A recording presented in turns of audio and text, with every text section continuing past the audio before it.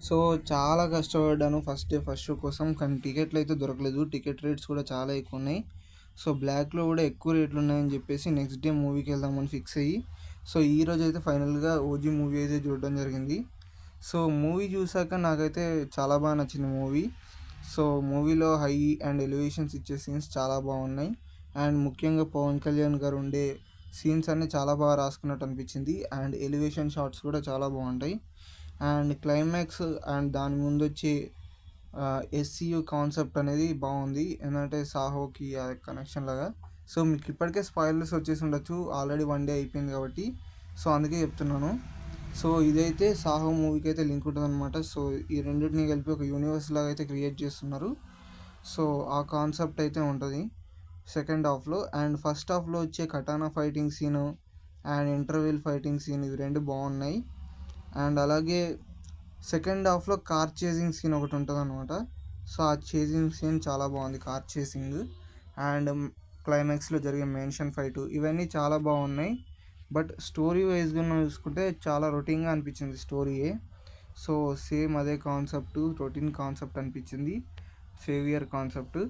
So, అదొక్కటి కొంచెం change చేసుంటే బాగుండేదనిపించింది. కొంచెం ఇంప్రూవ్ చేసుంటే బాగుండేదనిపించింది తప్ప మూవీలో మాత్రం ఎలాంటి మిస్టేక్ అయితే కనిపించలేదు నాకు. అండ్ సుజిత్ గారి డైరెక్షన్ అయితే చాలా బాగుంది. 'సాహో' అండ్ ఈ మూవీ బెస్ట్ వర్క్స్ అని చెప్పొచ్చు అతనివి. 'సాహో' తర్వాత ఇదే best work. So, 'OG' movie చూసాక నాకు అనిపించింది ఏంటంటే స్టోరీ కొంచెం ఇంప్రూవైజ్ చేసి ఉండాల్సింది. అండ్ మిగతా అన్నీ చాలా బాగున్నాయి. అండ్ మీరు ఈ థియేటర్లో చూడాలనుకుంటే ఖచ్చితంగా థియేటర్లో చూడండి. పీకే ఫ్యాన్స్ అయితే అస్సలు మిస్ అవ్వకండి థియేటర్స్లో. సో, ఈ మూవీకి ఆల్రెడీ ఫస్ట్ డే కలెక్షన్స్ కూడా వచ్చాయి. దగ్గరగా 155 కోట్లు అయితే వచ్చాయి first day collections.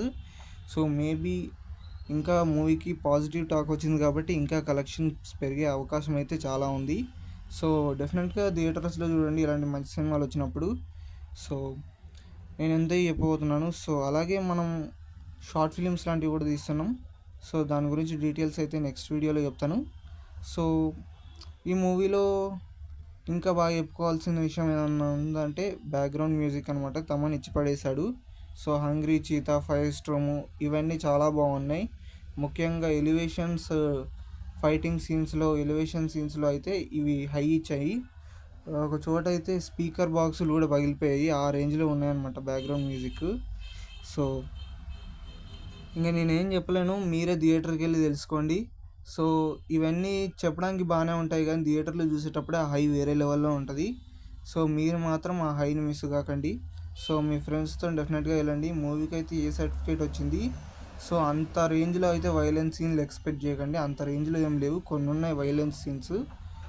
Bad language అలాంటివి ఏం లేవు. సో, ఫ్యామిలీతో కూడా చూడొచ్చు. వైలెన్స్ కొంచెం ఎక్కువగా ఉంటుంది అంతే. సో, చిన్నపిల్లల్ని అయితే తీసుకెళ్ళకండి వైలెన్స్ ఎక్కువగా చూడడం ఇష్టపడని వాళ్ళని.